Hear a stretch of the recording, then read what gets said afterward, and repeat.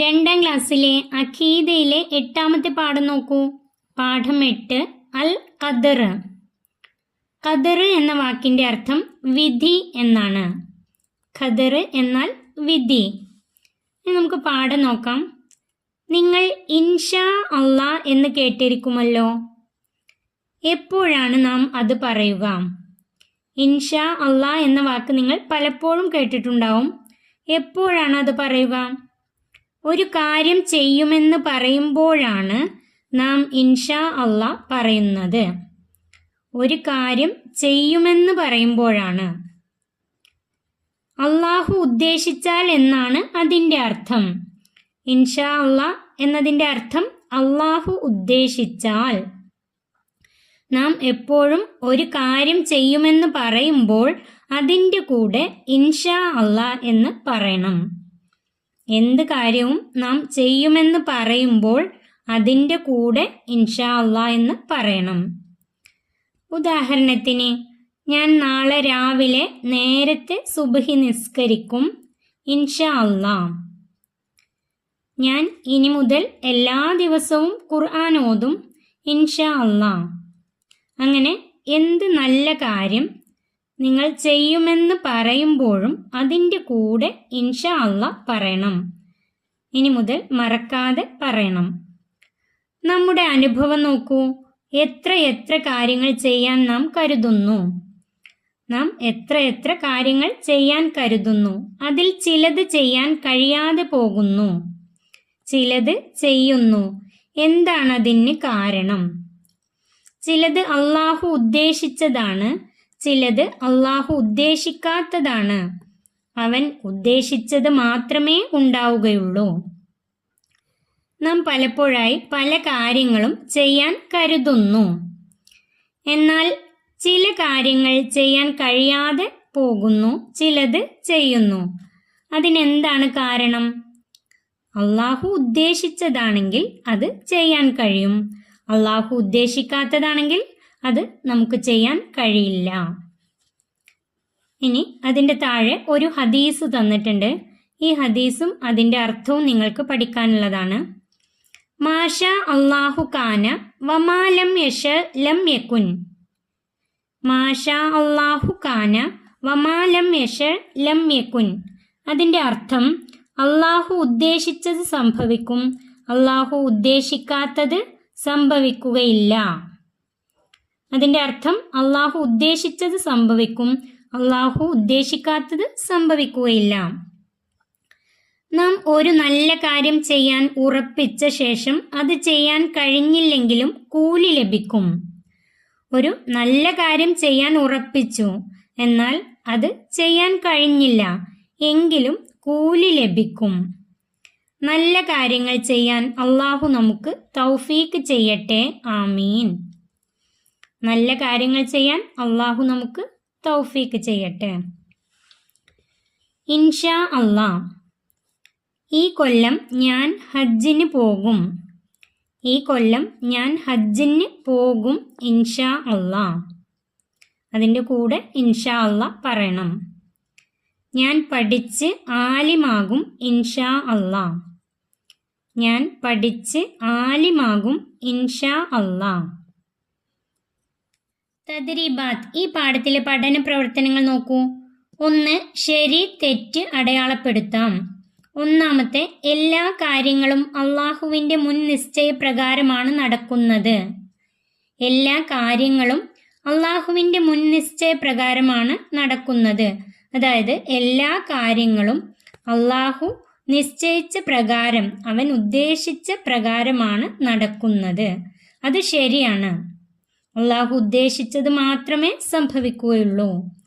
രണ്ടാമത്തെ, അള്ളാഹുവിൻ്റെ വിധിയിൽ നാം വിശ്വസിക്കണം.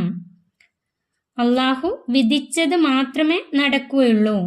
അത് ശരിയാണ്. മൂന്നാമത്തെ, ഒരു കാര്യം ഞാൻ ചെയ്തു എന്ന് പറയുമ്പോഴാണ് ഇൻഷാ അല്ലാ എന്ന് പറയേണ്ടത്.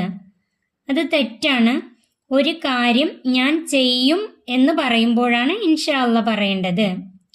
ഇവിടെ തന്നിട്ടുള്ളത് ഒരു കാര്യം ഞാൻ ചെയ്തു കഴിഞ്ഞു എന്ന് പറയുമ്പോൾ ഇൻഷാ അല്ലാ അത് പറയേണ്ട ആവശ്യമില്ല. ഇത് തെറ്റാണ്. നാലാമത്തെ ഇൻഷാ അള്ളാ എന്നാൽ അള്ളാഹു ഉദ്ദേശിച്ചാൽ എന്നാണ് അർത്ഥം. അത് ശരിയാണ്. ഇൻഷാ അള്ളാ എന്നതിൻ്റെ അർത്ഥം അള്ളാഹു ഉദ്ദേശിച്ചാൽ. അഞ്ചാമത്തെ ഞാൻ ഉദ്ദേശിക്കുന്ന എല്ലാ കാര്യങ്ങളും ഉണ്ടാകും. അത് തെറ്റാണ്. ചിലത് മാത്രമേ സംഭവിക്കുകയുള്ളൂ, ചിലത് സംഭവിക്കുകയില്ല. ഞാൻ ഉദ്ദേശിക്കുന്ന എല്ലാ കാര്യങ്ങളും ഉണ്ടാകും. അത് തെറ്റാണ്. ഞാൻ ഉദ്ദേശിക്കുന്ന എല്ലാ കാര്യങ്ങളും ഉണ്ടാകുകയില്ല. അള്ളാഹു ഉദ്ദേശിക്കുന്ന കാര്യങ്ങൾ മാത്രമാണ് ഉണ്ടാകുക. രണ്ടാമത്തെ ഇൻഷാ അള്ളാ എന്ന് പറയേണ്ടുന്ന 4 കാര്യങ്ങൾ എഴുതാം. ഇൻഷാ അള്ളാ എന്ന് പറയേണ്ടുന്ന 4 കാര്യങ്ങൾ. ഇൻഷാ അള്ളാ എപ്പോഴാണ് പറയുക? ഒരു കാര്യം ഞാൻ ചെയ്യും എന്ന് പറയുമ്പോഴാണ് ഇൻഷാ അള്ളാ പറയാം. ഒന്നാമത്തെ നോക്കൂ. ഞാൻ ഇനി മുതൽ എന്നും നേരത്തെ ഉണരും ഇൻഷാ അള്ളാ. ഞാൻ ഇനി മുതൽ എന്നും നേരത്തെ ഉണരും ഇൻഷാ അള്ളാ. രണ്ടാമത്തെ ഇനി മുതൽ എന്നും ഞാൻ ഖുർആൻ ഓതും ഇൻഷാ അള്ളാ. ഇനി മുതൽ എന്നും ഞാൻ ഖുർആൻ ഓതും ഇൻഷാ അള്ളാ. മൂന്നാമത്തെ ഞാൻ പാഠങ്ങൾ കൃത്യമായി പഠിക്കും ഇൻഷാ അള്ളാ. ഞാൻ പാഠങ്ങൾ കൃത്യമായി പഠിക്കും ഇൻഷാ അള്ളാ. നാലാമത്തെ മദ്രസ പരീക്ഷയിൽ നല്ല മാർക്ക് നേടും ഇൻഷാ അള്ളാ. മദ്രസ പരീക്ഷയിൽ നല്ല മാർക്ക് നേടും ഇൻഷാ അള്ളാ. ഇതുപോലെ നിങ്ങൾക്ക് ഇഷ്ടമുള്ള 4 കാര്യങ്ങൾ ഇവിടെ എഴുതാം. മൂന്നാമത്തെ ഉത്തരം പറയാം. അതിലൊന്നാമത്തെ ചോദ്യം, ഏത് കാര്യവും നാം ചെയ്യുമെന്ന് പറയുമ്പോൾ എന്തുകൂടി പറയണം? ഏത് കാര്യവും നാം ചെയ്യുമെന്ന് പറയുമ്പോൾ എന്തുകൂടി പറയണം? ഉത്തരം ഇൻഷാ അള്ളാ. ഉത്തരം ഇൻഷാ അള്ളാ. നാലാമത്തെ ഉസ്താദിനോട് ചോദിക്കാം. ഹദീസിന്റെ സാരം. ഇതിന്റെ മുന്നത്തെ പേജിൽ പാഠത്തിൽ തന്നിരുന്ന ആ ഹദീസിന്റെ സാരം, അതായത് അർത്ഥം. മാഷാ അല്ലാഹു കാന വമാലം യശ ലം യകുൻ. അതാണ് ഹദീസ്. അതിന്റെ അർത്ഥാണ് എഴുതേണ്ടത്. അള്ളാഹു ഉദ്ദേശിച്ചത് സംഭവിക്കും, അള്ളാഹു ഉദ്ദേശിക്കാത്തത് സംഭവിക്കുകയില്ല. ഇതിന്റെ അർത്ഥം അള്ളാഹു ഉദ്ദേശിച്ചത് സംഭവിക്കും, അള്ളാഹു ഉദ്ദേശിക്കാത്തത് സംഭവിക്കുകയില്ല. ഈ ഹദീസും അതിൻ്റെ അർത്ഥവും പഠിച്ചു വെക്കാം. ഇനി നമുക്കിവിടെ ആസ്വദിക്കാം. ഒരു പാട്ടാണ് തന്നിട്ടുള്ളത്. നമുക്ക് പറയാം ഇൻഷാ അള്ളാ, നമുക്ക് ചെയ്യാം ഇൻഷാ അള്ളാ, നാളെ ചെയ്യാം ഇൻഷാ അള്ളാ, പറയുക വേണം കൂടെ അതെല്ലാം. എല്ലാം എല്ലാം അറിയുന്നവനും കാര്യമതെല്ലാം വിധിക്കുന്നവനും അവനാണ് അല്ലാഹു, ഏകനായവൻ അല്ലാഹു.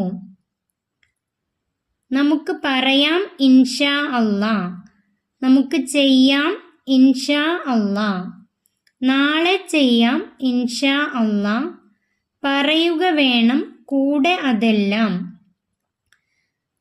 നമുക്ക് ഇൻഷാ അള്ളാ എന്ന് പറയാം. നമുക്ക് ചെയ്യാം, എന്തെങ്കിലും ഒരു കാര്യം നമുക്ക് ചെയ്യാം എന്ന് പറയുന്നതിൻ്റെ കൂടെ ഇൻഷാ അള്ളാ. നാളെ ചെയ്യാം, നാളെ ഒരു കാര്യം ചെയ്യാം, അതിൻ്റെ കൂടെ ഇൻഷാ അള്ളാ. പറയുക വേണം കൂടെ അതെല്ലാം, അതിൻ്റെ എല്ലാം കൂടെ പറയണം ഇൻഷാ അള്ളാ.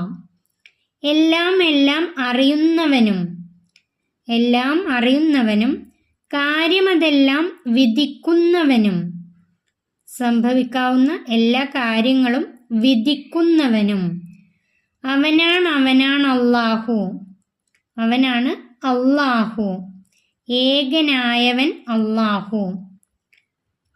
അല്ലാഹു ഏകനാണ്. ഈ പാഠം ഇവിടെ അവസാനിക്കുന്നു. 2ാം ക്ലാസ്സിലെ പ്രിയപ്പെട്ട കുട്ടികൾക്ക് വീഡിയോ ഉപകാരപ്പെട്ടാൽ ചാനൽ സബ്സ്ക്രൈബ് ചെയ്യാനും വീഡിയോക്ക് ലൈക്ക് ചെയ്യാനും മറക്കല്ലേ.